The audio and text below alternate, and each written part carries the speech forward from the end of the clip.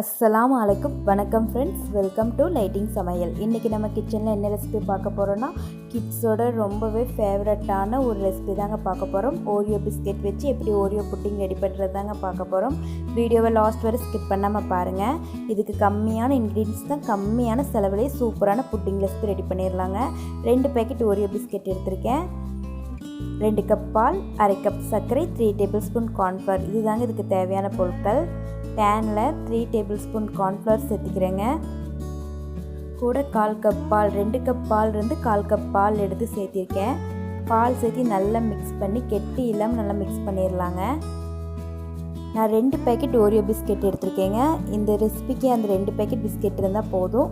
ஒரு packet biscuit நல்லா powder பண்ண போகிறேங்க. இன்னொரு பேக்கெட் பிஸ்கெட்டை பாதியாக கட் பண்ணி வைக்க போகிறேன். இப்போ பாருங்கள், நம்ம பால் நல்லா மிக்ஸ் ஆகிடுச்சு. இதில் மீதம் இருக்கிற பாலும் சேர்த்து நல்லா மிக்ஸ் பண்ணிடலாம். இன்னி நான் ஸ்டவ் ஆன் பண்ணிட்டு இல்லைங்க, ஆன் பண்ணுறதுக்கு முன்னாடியே இதெல்லாம் நம்ம ரெடி பண்ணி வச்சிடலாம். இப்போ பாருங்கள், ஸ்டவ் ஆன் பண்ணியாச்சு. நம்ம லோ ஃப்ளேம்லேயே தாங்க குக் பண்ண போகிறோம். அப்போ தான் நம்ம சேர்த்துருக்கிற கார்ன்ஃப்ளவர் வந்து கொஞ்சம் வெந்து கிடைக்குங்க. அதுக்கு தான் இதில் நம்ம கார்ன்ஃப்ளவர் தான் சேர்த்துருக்கோன்னு யாருக்குமே தெரியாதுங்க. அந்த அளவுக்கு சூப்பரான ரெசிபி. நம்ம சைனா கிராஸ், ஜெலட்டின் எதுவுமே இல்லாமல் கார்ன்ஃப்ளவர்லேயே இந்த அளவுக்கு சூப்பரான புட்டிங் ரெசிபி ரெடி பண்ணிடலாங்க. இது கூட 1/2 கப் சர்க்கரை சேர்த்துருக்கீங்க. உங்களுக்கு இனிப்புக்கு தகுந்த மாதிரி நீங்கள் சர்க்கரை சேர்த்துக்கிங்க. இந்த ரெசிபிக்கு கொஞ்சம் இனிப்பு கூட இருந்தால் தாங்க நல்லாயிருக்கும். நம்ம புட்டிங் ஃப்ரிட்ஜில் வச்சு தான் சாப்பிட போகிறோம். அப்படி சாப்பிடும்போது கொஞ்சம் ஸ்வீட்டாக இருந்தால் தான் நல்லாயிருக்கும்.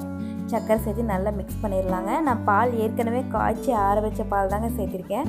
உங்களுக்கு வேணும்னா நீங்கள் காய்ச்சாத பாலை கூட இப்படி சேர்த்துக்கலாம். இப்போ பாருங்கள், எனக்கு ஒரு 12 நிமிஷம் ஆயிருக்கு.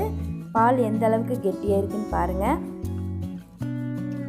நம்ம இந்த மாதிரி கரண்டி வச்சு மிக்ஸ் பண்ணிக்கிட்டே இருக்கணுங்க. அப்போ தான் நம்ம கீழே அடி பிடிக்காது. இல்லைன்னா நம்ம மாவு தான் சேர்த்துருக்கோம், கார்ன்ஃப்ளவர் தான் சேர்த்துருக்கோம், அது சீக்கிரமாக அடி பிடிச்சிடும். இப்போ பாருங்கள், நம்மளோட புட்டிங் பாருங்கள் எந்த அளவுக்கு நல்லா கெட்டி ஆகிட்டு வந்திருக்குன்னு. பால் இந்த அளவுக்கு இந்த கன்சிஸ்டன்சி தாங்க கரெக்டு. இப்போ ஸ்டவ் ஆஃப் பண்ணுற ஸ்டேஜில் நம்ம பவுட்ரு பண்ணி வச்சுருக்கிற ஓரியோ பிஸ்கெட் சேர்த்துக்கலாங்க. பவுட்ருனா நல்லாவெல்லாம் பவுட்ரு பண்ண வேண்டாங்க. இந்த அளவுக்கு 1க்கு 2 பவுட்ருனா போதும். சேர்த்து நல்லா மிக்ஸ் பண்ணிடலாங்க. நல்லா மிக்ஸ் பண்ணியாச்சு. ஸ்டவ் ஆஃப் பண்ணிடலாம். ஸ்டவ் ஆஃப் பண்ணிவிட்டு ஃப்ளேவருக்கு வேண்டி வெனிலா எசன்ஸ் 3 ட்ராப்ஸ் சேர்த்துருக்கேங்க. வெனிலா எசன்ஸ் சேர்த்துறது ஆப்ஷனல் தான். வெனிலா எசன்ஸ் இல்லைன்னு நம்ம ஏலக்காய் தூள் கூட சேர்த்திக்கலாங்க. நல்லா மிக்ஸ் பண்ணிடலாம். பவுலில் இந்த மாதிரி நெய் தடவி வச்சுக்கணுங்க. அந்த பவுலுக்கு இதை ட்ரான்ஸ்ஃபர் பண்ணிக்கலாம். நம்மளோட சூப்பரான pudding ready ஆயாச்சுங்க.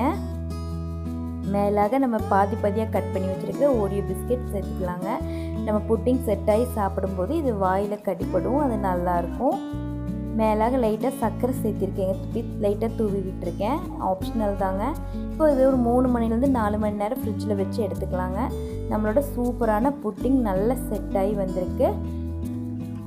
Okay friends, lighting சமையலை வாட்ச் பண்ணதுக்கு நன்றி. உங்களுக்கு என்னோடய வீடியோ பிடிச்சிருந்துச்சுன்னா என் சேனல் லைக் பண்ணுங்கள், ஷேர் பண்ணுங்கள், லைட்டிங் சமையலை சப்ஸ்கிரைப் பண்ணுங்கள், மறக்காமல் பெல் ஐக்கானை கிளிக் பண்ணுங்கள்.